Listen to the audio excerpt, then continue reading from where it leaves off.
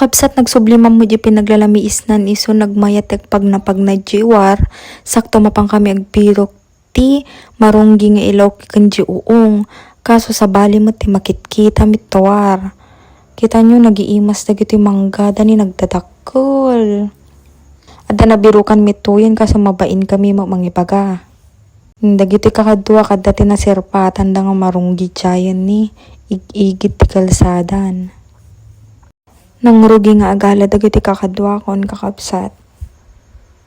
Kasla kami lang nalaglagawan ti marunggay. Habang magmagna kami, nakakita kami ti nakadado nga sabong nagmamayat. Kahit ko mamangiyawid mun baka pagtatakawan nakpeta. At dati nalabsan mi nga balay. Tapos imbaga ni auntie nga mayat kami mga ti marunggay.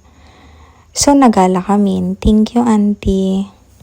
At amin na dyan na alamin.